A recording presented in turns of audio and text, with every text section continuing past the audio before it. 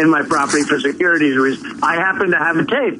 And once I had the tape, I mean, she must have died when she saw the tape, because she was not roughed up. She wasn't jolted to the ground. Nothing like that happened. And, it's sort of interesting. They want me to destroy a man's life. And the other two candidates, Kasich and Cruz, said, oh, he should be fired.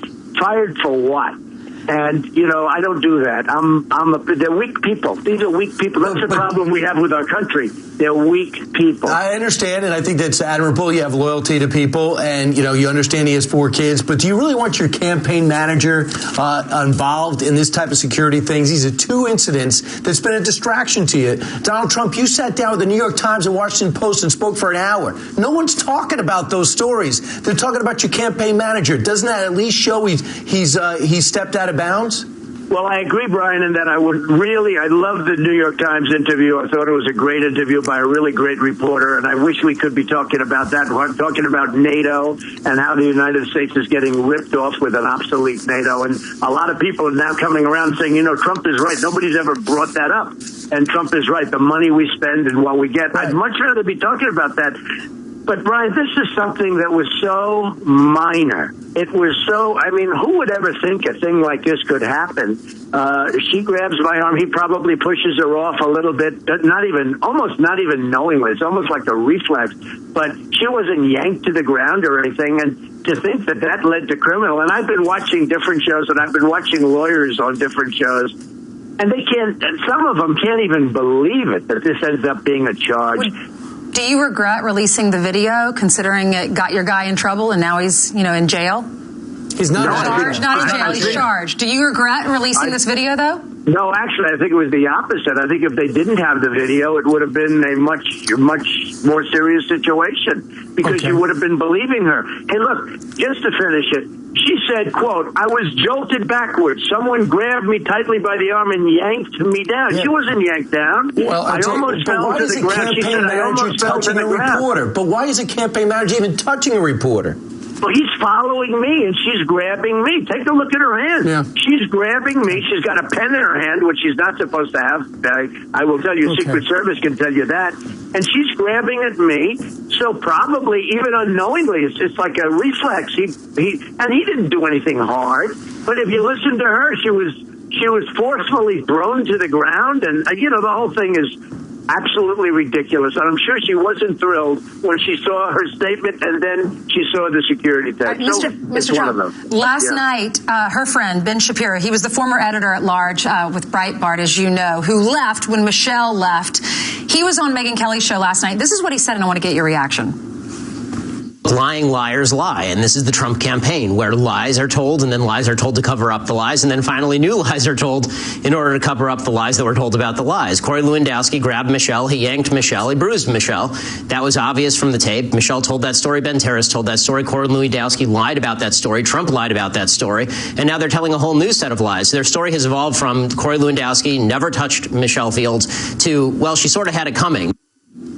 What's your message to Ben Shapiro? Well, my message is it's another Megyn Kelly hit. My message is speak to the lawyer on the other side, because he said, give me a break. This thing is so minor. It's so incidental and the lawyer, by the way, and I don't even know the lawyer, but the lawyer did an excellent job. And if you put his side on instead of this so-called reporter that said things that, frankly, he has no right to say, but I wish you would have instead of him, put the lawyer on, hear what the lawyer said. Well, we just want to get your take, but they did have a debate. Because the lawyer can't even believe charges were brought on this very minor.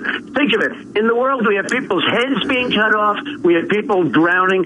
And the bottom line for me, it would be very easy for me to say, Corey, you're fired. You take a look at that tape, practically nothing.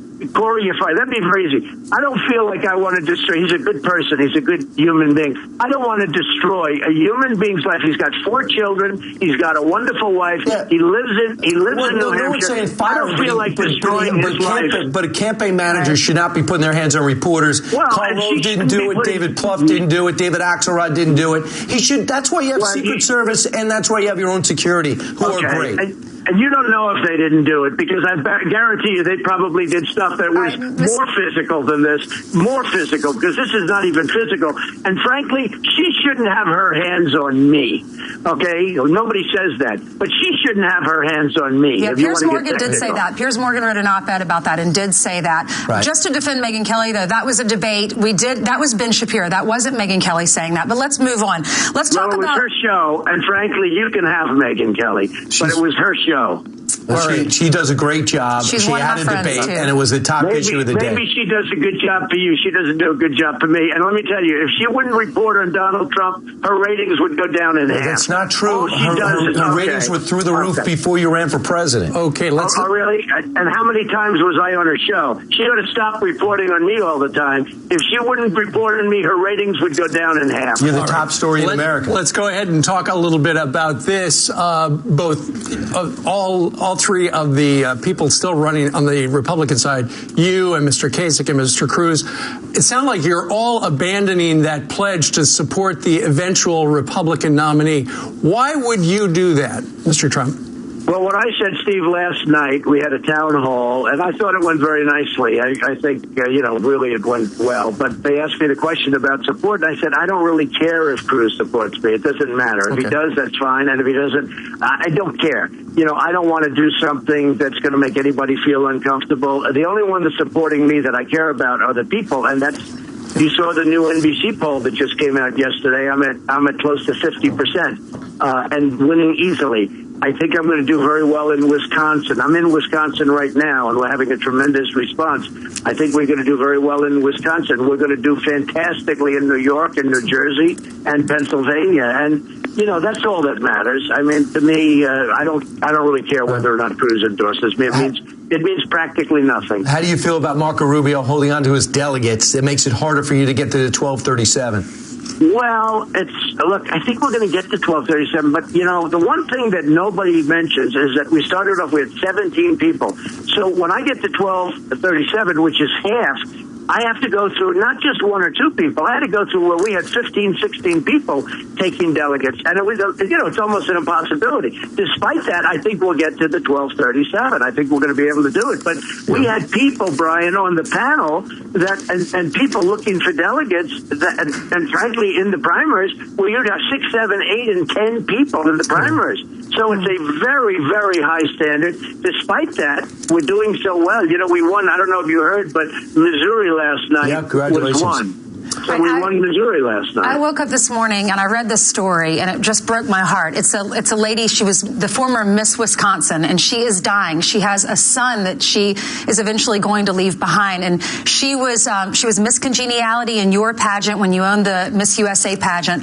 And I know that you've talked to her. What's your response to that? I think we have a picture of her. Here she is. She's not going to live much longer, right? She has some sort of a neurological disease where her brain stops telling her organs to work, and it's just a matter of time, she says. But her message to you was, because of your pageant, you are helping send her son to college. And as a parent, this just really resonates and hits home. What's your reaction to this?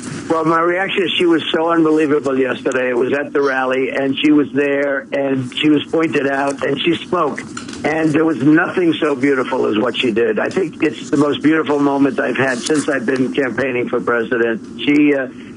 She's got a terminal disease, and she's got she's got this beautiful child, and she's not expected to last that long. She was there last night thanking me. I think it's one of the most beautiful things I've seen since I've been in the world of politics, I will tell you. There are some beautiful moments also, not just negative moments. There are some really beautiful. She's an amazing woman, and it was a very sad moment, actually. All right, and she thanked you for writing to her when she was in the hospital, engraving a picture that said, "To one of the bravest women I know." All right, Donald Trump, thank you very much for joining us today from Donald Milwaukee. Trump. We appreciate it. Brian? Thank you. Meanwhile, coming up straight ahead, he hijacked a passenger plane with a fake bomb, but investigators say